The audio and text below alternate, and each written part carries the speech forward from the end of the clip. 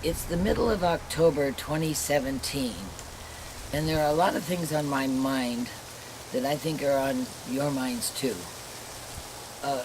Worrisome things. This 2017 has been just a tough year for our country. Really tough. We're still struggling with the puzzle, the mystery of that horrific shooting in Las Vegas.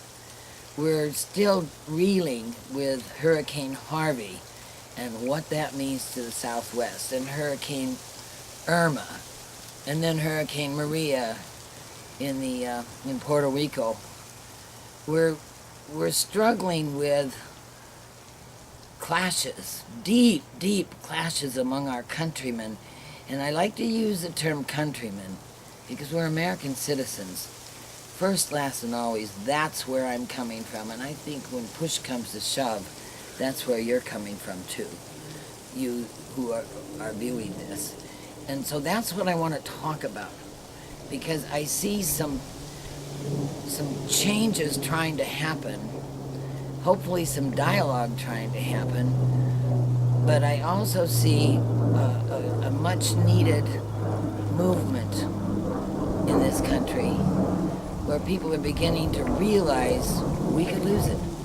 We could lose the United States. That's never entered my mind until this past couple of years. And I have a feeling it's entered the minds of many of you, and that's what I want to talk about.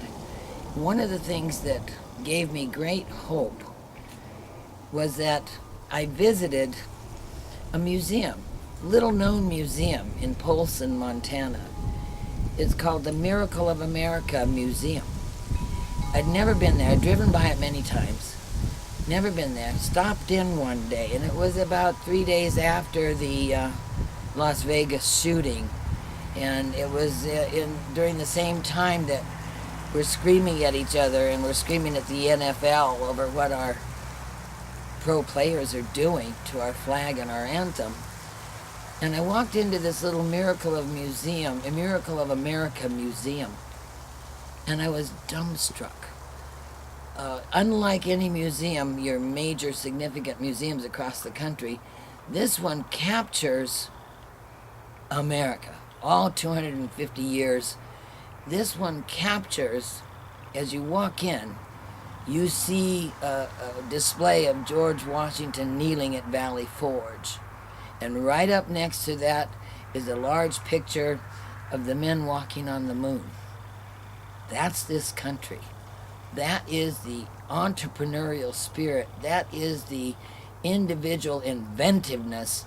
That is the determination of that rugged individualist that is the American people, that is you and me. And we're in trouble with that, but I see us rising up.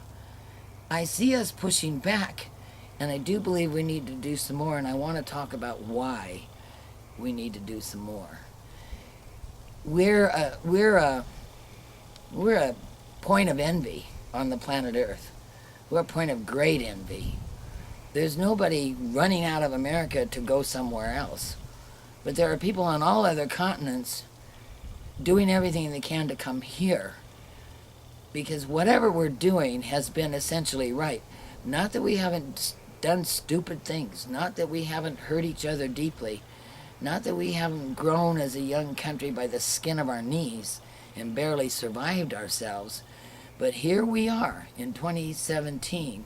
We are still the United States, and we are still citizens with individual inalienable rights who have a constitution and a governing system where we run the government does not run us. That doesn't sound like that's happening anymore, does it? But it needs to come back, and it's trying to come back. And each one of you, I would hope, are doing what I'm doing every day. I am exercising my free thought. I am exercising my free speech. I'm talking to my friends, family, co-workers, anybody that'll listen. I'm talking to my kids, my grandkids, and my great-grandchildren soon about how important this country is to our very existence. Our very existence. I have a great-grandchild that's 2 years old, And if we as citizens don't stand up and take this country back, he may not have a United States to live in by the time he's 21.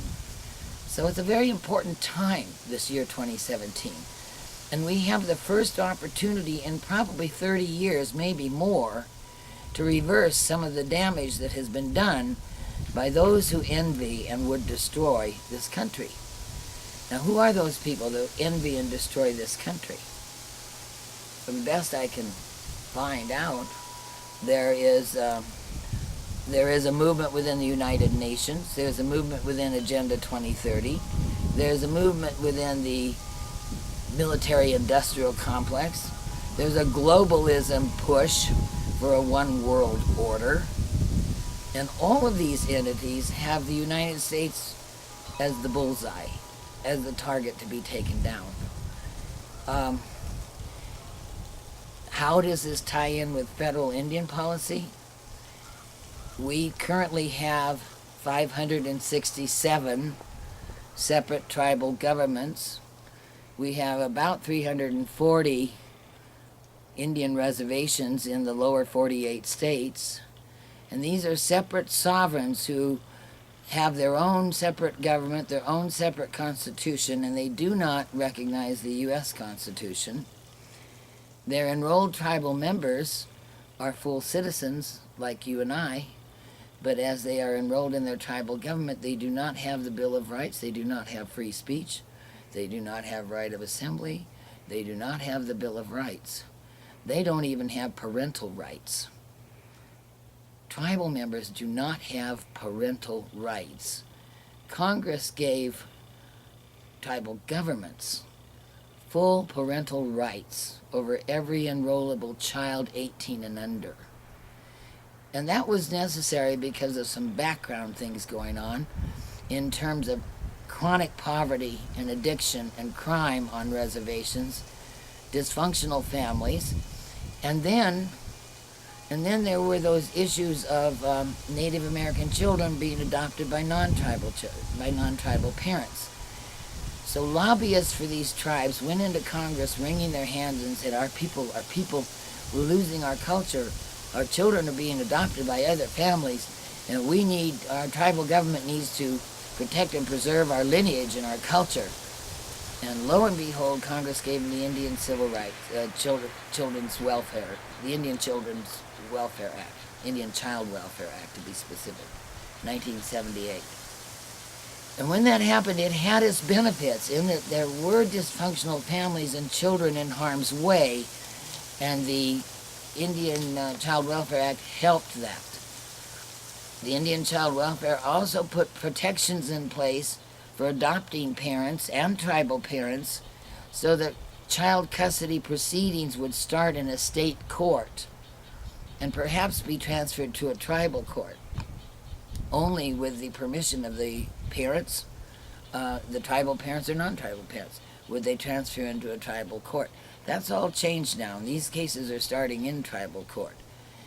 The downside of the Indian Child Welfare Act, and the piece that I'm extremely familiar with, having lived on 3 different reservations for 25 years, and the help that I've offered and been trying to provide for tribal families struggling, is that the Indian Child Welfare Act is a tool to keep tribal members in line. If a parent stands up in a tribal council meeting and says, I don't want my tribe to do this, I disagree with this decision, they can very soon get a knock on their door from Tribal Child Protective Services. They can be informed that they're a bad parent and their children are being removed, and they are. And where I live on this Flathead reservation, not only are they removed, parents don't even know where they are and cannot visit. And that stays that way until a parent gets in line. And that is a government among 567 that are all over the United States and that are keeping its people. These are wealthy governments. These tribal governments are federally subsidized heavily every year, and they have a gaming monopoly. These are mega wealthy governments whose members live in poverty. No amount of dollars has improved the quality of life on these Indian reservations. And the sad part is that most of those Indians that are still on the reservations that haven't left know no other way of life. They just know no other way of life, and they've been told since childhood that everything wrong in their life is because of what the white man did. And so there's a fear of leaving the reservation. There's a fear of striking out. Unlike the early Americans that formed this country, that struck out, leaving Europe, coming across the Atlantic in dinghies, barely surviving the trip, landing on foreign soil, new soil.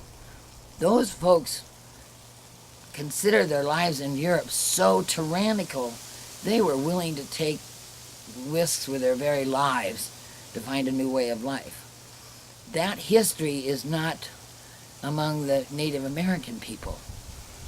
That history and that desire to find a new way without losing your ancestry and your culture, that history isn't there for Native Americans. And we're accused of conquering and colonizing. Well, let's talk about those folks that conquered and colonized. Let's look at the Pilgrims. Well, no, even earlier than the Pilgrims. Let's look at the Pilgrims in Jamestown. Those Pilgrims were leaving a tyrannical king who had squelched their religious beliefs, their practices.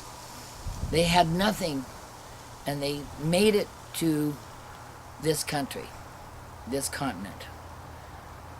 And they barely survived. They left for religious tyranny. Those Pilgrims, and everything you read about those Pilgrims, will not show them in plated armor, bearing weapons, and coming here to conquer a new world. They were coming to survive, just to survive. They did not arrive here as conquerors. And let's look at Jamestown. People go to visit Jamestown, one of the first settlements. People don't understand it took 40 years to even establish a bare settlement in Jamestown. If they survived the harsh trip across the ocean and got there, they barely survived, and many didn't, the harsh winters or the hostile Indians. It took 40 years for Jamestown to be even identified as a settlement. And that was a struggle then. Now move forward to that, and we managed to establish 13 colonies. These people that built this country were completely courageous, completely determined. It's where we get the identity as American people, as rugged individualists, that we're going to find a way to do right by ourselves and our family and our friends and our country. So we get the 13 colonies, but we're still under that British rule. And you know what happened next? We had marvelous founders, framers of our Constitution, who guaranteed in the Declaration of Independence our inalienable rights. Rights that no one may take away from us. Rights that I'm exercising at this moment as I speak. Rights that no matter who calls me a name or wants to put me in some kind of a label or some kind of category, I know who I am. I am an American citizen, and I have all the rights of the first sovereignty in our Constitution, my individual sovereignty, and so do you. So do you. And that's what I want to challenge you with in having this little chat.